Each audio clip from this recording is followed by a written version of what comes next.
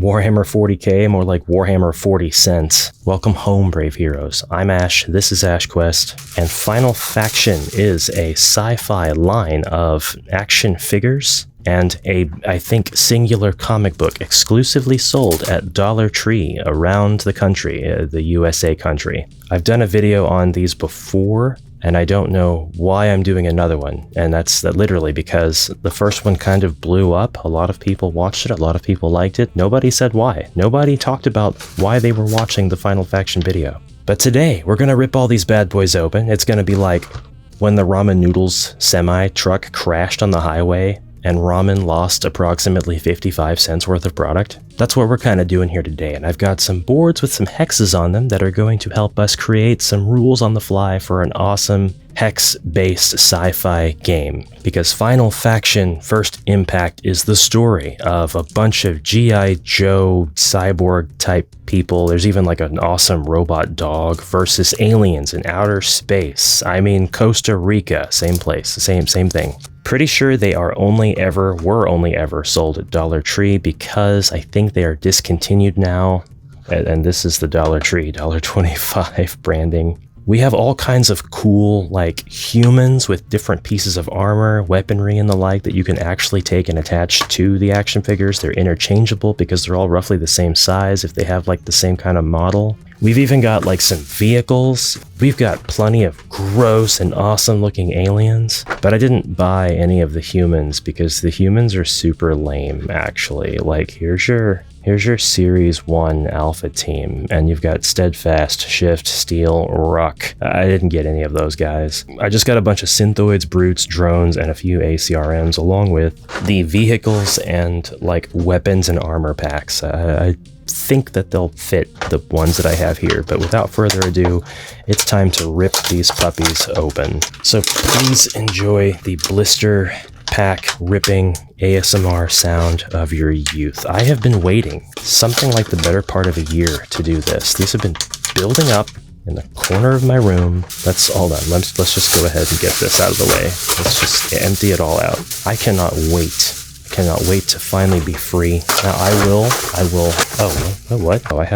I don't know why I have these. This is for work, I think? I don't know why I have these. I definitely got them for a reason. I will admit something to you. I'm not flexing here the immense cost of all of these expensive, high detail miniatures. I do have some really awesome looking rare ones though. As rare I say, but they're like variants that they don't always have on offer. Like this is your Karn. What is this thing called? The Tumbler? The Rumbler. And then, like, you've got the Venom version of it, which, I don't know, that appeals to the kid in me so much. However, you should know, complete transparency's sake, that these were not all $1.25. That's right. Your boy likes a good sale. And as my local Dollar Tree was closing up, because that's a thing that happens, apparently. Don't worry, I've got another local Dollar Tree I can go visit that's just a stone's throw away. They were marking these things down, and they marked them down first to half price, which ends up being 67 cents, and then they further marked them down to like 10 cents. So the first time I went in, I bought a bunch of them because after my last video, people were like, they're not selling these at my local Dollar Tree anymore. And I thought, oh shoot, I better grab a few more then. And then, after they went on sale, I'm like, oh, I could justify buying even more for this sort of satirical amount of unboxing I'm gonna do in a video. This is so noisy. Cleanup time part 1. And then when they went down to like 5 cents, I'm like, fine, I will relieve you of your existing stock. Full disclosure, a bit of a spoiler alert. We're gonna be using Warhammer Underworld's hex boards very soon here to set up some area for these guys to be on. I'm kind of debating reading this Final Faction I guess we can't like not open it. We have to look at it a little bit, right? So let's take a quick break from all the miniatures, action figures, and check out the origin story. Dollar Tree comics are a diamond in the rough. They're $1.25, the same price that comics were when I was a kid, and they're not exactly just total garbage. Look at this. We have an entire catalog here. I didn't know that there were that many, although it's not hard to believe that there are that many. We got a guy named Churro. Oh, it's the dog. I never saw the dog. I didn't see the dog anywhere. I've been to several of these Dollar Trees in my area. I've never seen the dog.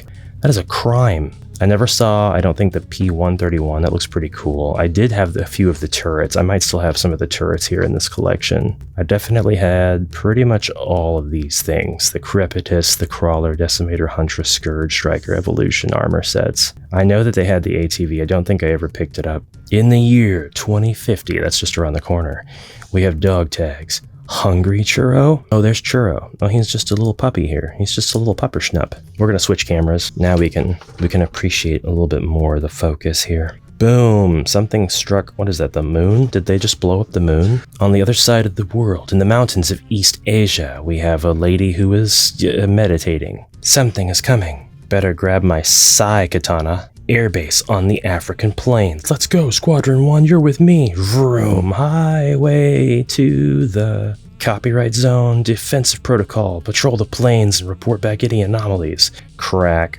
Amidst the debris of the moon, a dark secret is lurking, a hibernating alien mothership, home of the Karn. Inside the mothership's hive, Diabol awakens. And so there you go, we have our first encounter. The guy who is the owner of Churro appears. I just want to point out that Churro is the first entity on Earth to try to engage these monsters. We have a fight scene, all of these people who were individually around the world, including Ruck and Riptide here, are engaging these monsters. Looks like this guy got a cybernetic arm. Dog is still fine. Is the dog like a cyborg later on? Or is the dog wearing like a suit of armor? Cybernetic. Oh, that's probably what it is, because here's this guy and he's doing the Pacific Rim thing where it's like, let's make our robots dance. This is actually not a bad comic. I mean, it's pretty high quality, all things considered. It's very old school. The art's just fine. The art's very reminiscent of the 90s comics I used to read. Oh my gosh, we have a flippin', zippin', zappin' advertisement page on the very back. Just nonsense advertisements. Oh, they're like themed after the comic, so Final Faction Cola. Sarge's Cookie Company. It's got Churro's paw of approval. That's enough of this. So my plan is to get rich. I know these are discontinued, so I'm gonna sell them on eBay after making them popular again with this video. Everybody else is not gonna have any of these to buy or play with, so they'll be in high demand. What is this? What the heck are these things? 100, oh, these are stands. Why, where did I get these? When did these exist? Like that Frieza meme, I'll just ignore that. Don't know why they're in the Dollar Tree bag, I'm so confused. This is the armor set for the ACRM Razor, which is the robot that I have, so we can actually use these. I realize I'm being a bit haphazard throwing these around though. I'm eventually going to forget what piece of armor goes to what specific alien and or robot, so I better not do that. In fact, let us go ahead and outfit our robot now. Going to assume the instructions, yeah, here they are. You kind of have to give it a push, but they go in. They do go in. That's not where they go at. Things fit a lot better when you put them where they're supposed to go. That's what she said. We have such awesome armor on this awesome robot. And then we have like the shrimpiest gun we can give him. Such a small laser gun. I hope it's effective. I like that we have spiky pauldrons. I want it known that there are holes all over the body of this robot and all over a lot of the alien monsters. So you have options when it comes to like where you're putting your weapons and stuff. Like you can go a little crazy. Slay Queen. The Underworld's maps are the closest thing I have to hex maps that are anything close to the size that these guys will fit on, so you're just gonna have to bear with me. I don't have any science fiction hex boards. I don't have Blackstone Fortress just yet. This one's going to be really cool. We might as well outfit the guy that these go on right away. Which one is that? The Brute. I have a Brute. He's right here. He is so cool. Horns, demonic face, armor plating. Some of you might look at this with a more critical eye and say, that's garbage. What a garbage sculpt. You have garbage taste, Ash. And all three of those things are true. However, the rule of cool says you should shut up. That's my argument. He holds this. It doesn't really snap onto him, but it works. It just works. And you've got this back part with these awesome like snake lasers over the top. Kind of reminded me of Popeye. Not the Sailor Man, but the monster from Masters of the Universe. But I'm more than certain everybody who was watching right now knew exactly what I was talking about. I didn't have to explain it. Giant hammer. Giant nonsensical hammer. This is the hammer that I'll ban you with if you come into my server and start talking nonsense. I mean, I like nonsense, so that's a lie. You won't get banned, you'll get promoted. Things are a little loosey-goosey, but they more or less fit. more or less. These guys are kind of rubbery. All this plastic is kind of soft. Oh, except for the hard plastic of this thing. This just snaps in. Old school. These, seriously, these are like from the 80s. There it is. Our finished rumbler. That doesn't look right. I did something wrong. I'm holding him upside down. And I snapped him right off. Just snapped him right off. That's fine. It's fine. It's still very chariot-like. It's still gonna work.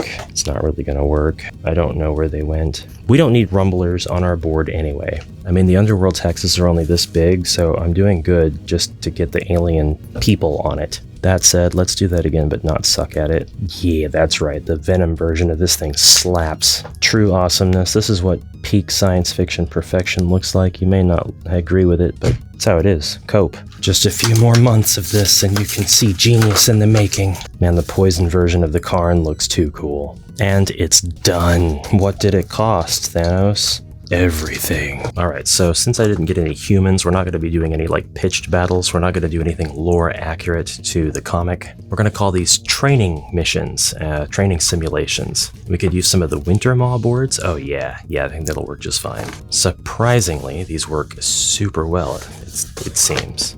It seems like it's gonna seem like they work super well. Alright, so I have exactly two robots. Just the two robots. One without armor, one with. Pieces are already falling off. I could glue these on. Are you taking notes? Because I feel like you should be taking notes very soon. Since we're going to do a 1v many, we're going to use an upgraded robot and we will slowly begin taking parts off of him as he gets damaged. He will eventually look like this. Now, if you wanted to do like a scenario where he's going to get all of his armor and weapons and stuff at the same time and receive those power-ups immediately, then you would just swap your fully upgraded armored robot with your non-fully upgraded armored robot. Start moving people over so I have room for this other board. Which one of these do I actually want? I'll take this one, so it's not flipping up. I actually really like the larger hexes of the first edition of Underworlds. Okay, so we will have a leader, who's kind of like the boss of an opposing faction of enemies.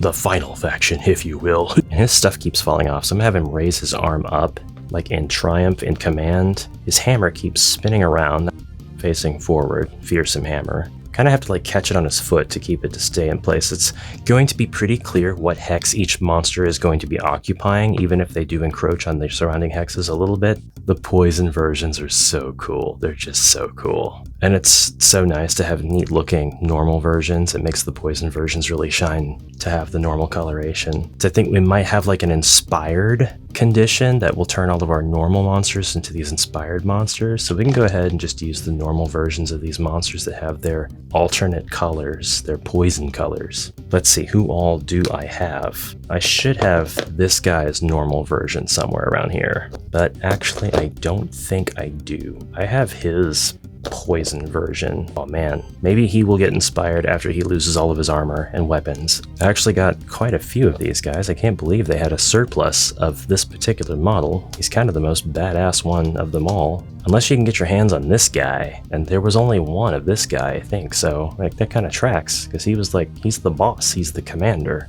He's not going to be the commander, but we are going to use him as set dressing just to help the board look kind of cool. He's just going to be there. Alright, so we've got our scrub units. We have one special unit that can become inspired. Any of these guys can become inspired, and I have the poison version of another creature that I used to have in my old video of these. I got rid of all of those. I gave them away. But I guess you could actually take this guy and just upgrade him to be this guy. So he'll be like double inspired. We'll explore that concept. Genius in the making. Are you taking notes? I have so many of these little scrubs. Okay, since we're choosing to put so many of these guys on the board, so many of these guys, I might as well use both of the robots, and that way I'll have a little bit more activations for the hero side for this simulation, but this guy's gonna be really, really weak. Okay, I don't really want to have to memorize a bunch of stats on the fly, even though that's kind of the nature of this whole thing, so I'm gonna just make stuff up as I go along. I do want to use the Underworld's tokens, the objective tokens at the very least. I kept tokens from every expansion that I have had so far. And we're going to go ahead and use like pretty much all of the ones that came with Winter Maw, which I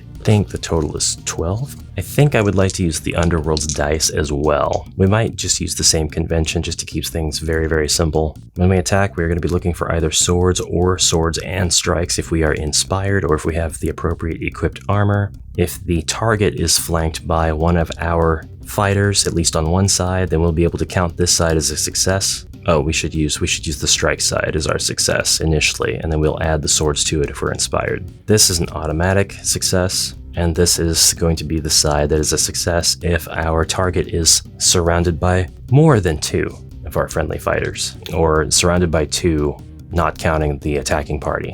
This is the save die, sometimes called the defend die, whatever they're calling it in Emberguard. It's got the same sort of success symbols. It's got a shield symbol for blocking, and it's got 2 of those, and then it's got a dodge symbol. Everything else about it's pretty much the same. It's the same convention. As for the tokens, we're going to make use of all of the numbers on them. I'm not quite sure how yet. I have the feeling we should implement a regular D6 as well. So that's what we're going to do while we play around. Actually, I've got a few kind of on theme here. I'll go ahead and use this fancy D6. Might switch to some other multi-sided dice as well. So we've got these symbols here, these outlines, dotted lines, all that kind of stuff. It means something in Underworlds, but we're going to change the meaning a little bit here. So if our heroes land on these spots, every time they are on this, whether they end their movement on it or begin their next turn before they move off of it, they will be able to utilize additional firepower. They will be able to fire more than once, using a ranged attack if they have the weaponry for it. And I will say that the blaster, obviously, that this robot is holding is our ranged weapon, and that the robot doesn't have any sort of onboard ranged weaponry. As for our monsters, I don't think I outfitted any of these guys with blasters. Let's change that. Let's give them a few blasters. Otherwise, they are limited to 1 blaster shot as an action. Okay, so if the character is going to move and then they fire, they will not be able to make use of the swords symbol on the die. If they stand in place and then fire, they will be able to make use of the sword symbol. Same for if a character moved on their previous turn. If your target moved, this might be a little bit crunchy. This might be too fiddly, but if you moved on your previous turn, and I'm going to drop this if I start forgetting it, you won't be able to use the dodge face on your die when you are rolling for defense. Now, if anything hits, we will roll 2 d6s. The attack definitely hits, so we will roll both of them. The defender will roll 1, the attacker will roll 1, and if the attacker's is higher, then that's going to take out that model completely. It's just going to destroy it. We're not going to sit here and remember numbers. However, since we already did a die roll to hit, if we don't roll a higher number, then that model is going to lose its turn and we're going to place it down on its side. Everything else will kind of make up as we go along, but we will go ahead and randomly assign 3 of these to this side, 3 of these to this side. I don't know if I want to power up the aliens at all. And we're going to keep the rest of them, the 5 that are remaining, at the bottom of the board. I have in my possession a heavy blaster. I might as well give this to somebody too. Somebody who can hang on to it. It's going to have to be you. He does technically hold it. I know it's not for him. It acts as his 3rd leg. He's got a heavy blaster. He cannot move while he is holding this thing and fire it at the same time. He can do one or the other, but not both. That's his limitation. Let's go. We're done. All right, so the heroes are going to go first. What kind of movement do we have, and what do these symbols on the board mean? I haven't figured that out yet. Maybe we'll make these the additional symbol modifier symbols, and we'll make these spaces that if you reach them, you can roll a d6 and you can move that many spaces. I don't know yet, but we're going to give every single alien on the alien side a movement of like 2. So that way they'll be able to dangerously encroach. If we do 3, they will swarm in the very next turn, not this current turn, the very next round. All right, so we're just going to roll 4,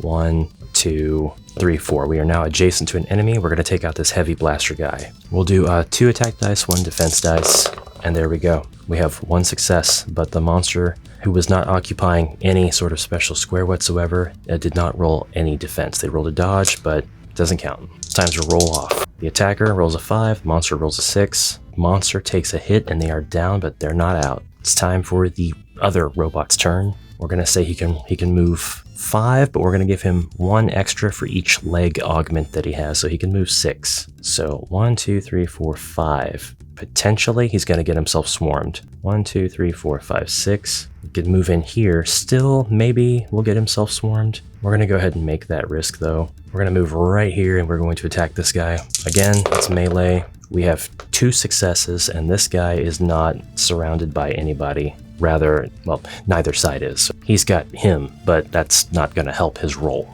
Okay, so now we roll the d6s again. Hacha! The attacker, I'm always going to make this the attacker dice. That's how we're going to remember. This doesn't mean that it doesn't mean that it's always going to be for the aliens or always for the robots. It's always the attacker in the situation because it looks cooler, and that's my rationale, and that's how we do that. We rolled more. I would say if we knock an enemy down, we have to make their weapons relevant somehow, but if we destroy the enemy, their weapon will lay on the ground and take out the enemy. This is just a scrub anyway. If anybody can be taken out in one hit, it's those guys. All right, have we come up with any sort of inspiration objective yet? No, but also aliens have been getting whooped. Now they can kind of swarm the good guys. I'm kind of wondering if I should give the good guys more turns, but with as many pieces of armor as this guy has, maybe that's not necessary. Okay, so we're just going to do the 2 movements and we'll send the scrubs in. So scrub's going to attack the robot and we are rolling. And I feel like I should give the robot some grace because he's got all these pieces of equipment on him. They haven't been hit off of his body yet. So he's got these 2 pauldron augments, and I'm going to make those mean that we can count the dodge. Unfortunately, the alien has got a guaranteed success as well as a hammer. So he's going to hit the robot. So we're rolling for that. And yeah, it's a higher number, which means he's going to knock a piece of the armor off the robot. We'll do the arms first. Hero side did 2 activations, monster side, let's do 2 activations and see how that works. So this monster is going to get activated. He's going to make a ranged attack. He is not moving at the same time, which means he will be able to utilize the extra face on his attack die. However, the attack, it actually should hit because his target is flanked by 1 other fighter on the same side as the attacker. So he has 2 successes. Hero does not dodge whatsoever. But let's see if that attack actually lands. It's a tie. I don't know if ties should count, actually. I should think not. I should think that the ties in this case will be not counting. But mainly I just want to see these robots absolutely destroy alien scum, so that's kind of why I'm going this direction. That was 2 activations. This guy will now get back up, and I feel like 3 activations on the alien side makes more sense because of their numbers and because I don't think that we should necessarily treat this as fair. Plus these guys might be construed as a bit weaker, so we'll do 1, 2, 3. Kind of get these guys lined up to maybe surround their enemies. Okay, we have this pincer situation going on. This could be a bad thing for this guy. It's a good thing for this guy. He is going to activate and attack this alien right now. He will be able to count the, well, it doesn't matter. He does win though. He did get an automatic success and a Warhammer. The enemy just got a flanking symbol. He's down. Maybe. Let's see. Let's find out. Yes, I'm fully aware I did not knock the robot down, even though that number tied. It wasn't more than. If it was more than, I was going to remove a piece of armor, not knock him down. That's how we're playing this. The attack did absolutely not connect in such a way as to harm the enemy, but the enemy is now down. So I'd like to come up with some rules on the fly for attacking downed enemies. So when our next guy activates, he is going to go around. He's actually just going to move 1 space. That way he is not flanked by an enemy fighter. And now he's going to attack this downed enemy. And as long as the attack does connect, this enemy's done. He's getting his head stomped in by robot leg, and nobody can survive that. So we've got 2 Warhammer symbols for the attacker, 1 defense for the defender. He's done. He gets crunched and removed from play. The enemies now get to make their move. So the first enemy is going to come in on our weakling robot guy here, and he's going to move and then attack. So we'll roll our attack and defense dice. He just rolls singular flank successes. They don't count, and our robot would have been able to dodge because he didn't move. He didn't activate a movement on the previous. Did he? I don't remember. I don't think he did though, but it doesn't matter. He doesn't get hit this turn. This guy comes in. 1, 2, 3, and now he's going to attack, and if we get a flank symbol, that's going to count as a success. So we're rolling attack and defense at the same time. Move these dice where we can actually see him. Yeah, he has one automatic success. The robot does roll a defense, but this guy means critical success, and it's going to connect no matter what, which means we roll dice. All right, I can only hope the defender does roll more than the attacker. Do I want to make the robots fall down? I think I do. This guy's going to fall down because he doesn't have any armor. Could probably make a rule where if you have a robot that's wearing armor pass by another player and they want to like trade armor pieces, so long as it's a valid piece, like left pauldron to left side, right pauldron to right side, not right to left, and so on, you could do it. But this is fine. This is fine enough. So now this alien, 1, 2, 3, he's not going to be able to make it over there to take advantage of the double flank. So he's just going to come up behind this guy and attack. And I'm not going to give him any bonuses for the space that he's standing on. That's for you to decide if you are inspired at all by this gameplay. There are double swords, but he did choose to move a space. So the double swords are the one space that doesn't count. And so we don't even have to defend, which means the enemy activation turn is over. It's time for the heroes to activate. This hero cannot activate. He is downed. He will be getting up before the monsters have another chance to strike. But now this guy is going to turn around. Every now and then I get a little bit angry and I want to stomp in alien brains, and he's going to attack. He hasn't moved, so he will be able to count. Well, hold up. Yeah, we've got 2 Warhammers, but the alien automatically does dodge, so dang it. All right, this guy gets up, and now the monsters are going to attack. So maybe, I don't know if I did or not. If I did, I wasn't aware, and I apologize. But I may have played one rule, explained it, and then maybe disregarded it in the next turn. And if I did so, yeah, that wasn't intentional. I've been trying to play things very fast and loose, but I've been kind of just skirting around, trying out different rules per turn also. So please, no comments where you're like, actually, I don't know why, but you completely missed the thing that you made up yourself. Again, fast and loose. It's alien activation turn. I don't like that at all. I don't like the aliens activating. This guy's going to go 1, 2, 3, and now he is going to be able to attack our defenseless robot. This guy's probably going to die this turn. So let's attack. And would you look at that? He has an automatic success. The robot's got an automatic success defense, so they cancel each other out, and the alien does have an attack symbol, but he moved this turn, so this attack symbol doesn't count. So the flanking really did him no good. This alien will now activate and attack the adjacent robot, and he does so, and look at that, 2 critical successes. Does he take the robot out, or does he knock him down? He takes him out. He takes him out. He's out. He's out of action. Okay, you jokers, you didn't even need the flanking and surrounded faces of the dice, but this guy's going to activate now. He's going to walk the 2 steps. He's going to pick up the blaster, or no, that should take an action to pick up the blaster weapon. I actually forgot the heavy weapon. I'll put the heavy weapon down in this space, and if somebody wants to spend an action to pick that up, they can. The aliens will be able to do that. I don't know yet if the hero robots should be able to. This is actually fun. Are you having fun at this point? Is this fun to you? Is this fun to watch? Last alien's going to attack the heavily armored robot who has not moved this round, and he will get to dodge on dodge face, but it did not work. The surrounded doesn't defend him, and the surrounded doesn't attack him. The Warhammer symbol does successfully attack, so now we're going to roll, and the attacker is 1 more than the defender, which means the defender's going to lose a piece of armor. So I just wanted to kind of continue on this way, but I've just been using these goons, so whoops, knock them over like a bunch of dominoes. If we go ahead and use this guy and attack these guys, and we end up winning, and they get taken off the board, we're just fast forwarding through the scenario a little bit, and we say he does so, but at the cost of losing more pieces of armor. Like maybe he did get hit by those activations. He's like, I've had enough. This guy hasn't activated at all. We've had no inspired conditions met. I kind of want to say if he attacks this guy and takes him off the board, then the very last drone becomes inspired to become like a hyper poison version of himself. Now what this means yet, I don't know. I think by default, inspired enemy units will win on ties when we're doing the D6 roll-offs to determine whether or not the enemy gets knocked down or killed, or there is no third option. Or disarmed, I guess, could be the third option. You can knock them down, or you can disarm them. But if you roll higher, you'll take them off the board. Oversimplified? Yes, absolutely. But this is just like, this is baby's first war game development. Okay, so he's inspired. He wins on ties and he gets to move 4 spaces. We are going to go ahead and use ranged weaponry against these guys, and maybe that's going to be what inspires them to become their poisonous selves. If they become their poisonous selves, what can we do here? He's got 1 arm. He can hold 1 blaster. I don't know. I don't know what I should do to inspire these guys. I think I'll give them a ranged attack. A ranged attack that only hits on a crit. They don't need a weapon. It's built into their body at this point. They're just like sort of walking around with this chemical composition.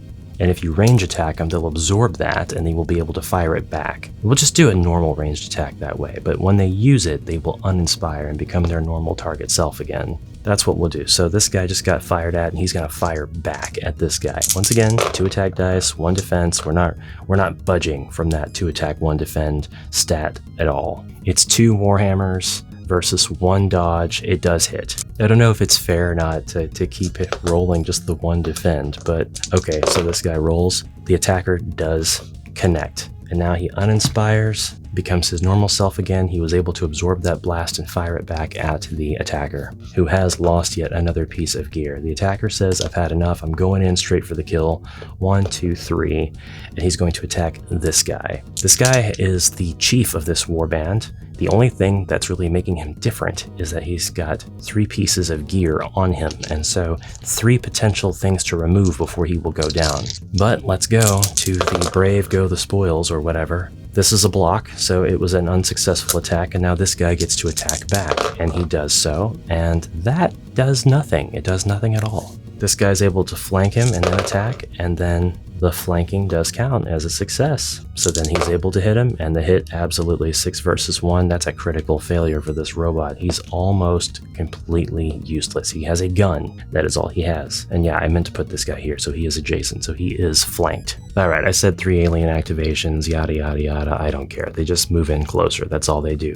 At this point, we're kind of desperate. We're gonna move on to one of these spaces. We haven't done any of these yet. So we've ended our turn by moving onto it in our activation. It flips over, it becomes a 6. What are we going to do with this number? We need to roll the 2d6 together, and do we need to meet it or exceed it? What do we want this to be? Do we want this to be like just an Insano style laser blast attack? Yeah, let's do that. Let's do that. We'll do it that way because we have that definitely rolled above the 6. We have these though, these numbered tiles with underworlds. They go from 1 to 9. And I think you only utilize the 1 through 6 in a 2-player game, and I think you do the 7, 8, 9 if you're playing 3 players or more. I think that's, I don't remember. Doesn't matter. We rolled over the 6, he's able to do a blast attack. This should be, even though we have moved in the previous turn, we are drawing from the energies of the land. I don't know what we're going to do with this tile afterwards. I don't know if we're going to remove it. I don't know if we're going to keep it on the board and people are just going to try to occupy it to get this advantage. But we should be able to count, because of this special tile, we should be able to count all of the attack sides of a die. Critical success, it was going to work anyway. We're attacking this guy, I forgot to mention. And because we're standing on a tile, well, it would be too much, I think, of an additional boon to allow us to re-roll the attack die, so we'll just roll as normal, and it was more, and this guy goes flying off the board. Alright, the aliens have had enough, they're sick of this. This guy is just standing as referee. He's not engaged in this battle at all. He's just watching. The simulants move in and they attack our hero. Or maybe you're rooting for the aliens, I don't know. That's an automatic success. This guy's not getting away. He gets attacked, and the attack is more. This attack die is so much better than this Dollar Tree. I want it known that the Dollar Tree D6s roll low. That's how it is. He's almost useless. He's almost useless. This guy's just moving in back there. This guy can actually move in close enough to attack. This might be the end, folks. So he does so. He attacks. He gets 1 critical success. Is he going to actually kill our hero? No, this time he does not. Our hero has to lay down, which means he's stunned. But I think that our hero will actually become an inspired version by being the last one on the board. Plus, I really hate losing a turn when you've only got the 1 character, and there are still many others. So once we're at a 1v1, I don't know if I should continue on with the losing a turn on the alien side either, but we'll see. So he's going to move 1 space back, and we're going to flip this tile and see what it does. It is a 3. No doubt we can roll more than a 3 with our 2d6, and we did. So he's holding this. He is going to blast the other drone, the poison venomous drone. We're doing that, and he did roll a success, but the drone did block. Now I I kinda want to say that if you roll a special attack, that the enemy should have to roll a special defense to dodge it, but that's a little bit more refined than what I'm going for here. Anyway, these guys are able to now move in for the kill, and I'm kind of hoping they just take this guy out at this point. That's one successful dodge, but he did move on his last turn, so that's gonna be yep. He didn't get him. He didn't get him. The defender still rolled higher than the attacker. All right, the drone's moving in. The drone is rolling for attack, and the drone does score a flank. Target moved on his last turn, so the dodge does not count. Does the drone take him out? No, the drone doesn't take him out, and the target does not lay down because the target is inspired and is the last one on the board. Other aliens moving in. This looks dire. It looks grim. It's our hero's turn. The hero is just going to attack the drone again. And it's a critical attack, and the drone is not dead because it rolled a 2, but it is down for the count. The boss is having none of this. We can't move after we attack. I just decided that. The boss rolls 2 warhammers, the shield only defends against 1, and the boss finally has taken out our robot hero. Thus ends our very first skirmish wargame with the final faction figures. Am I ever going to do this again?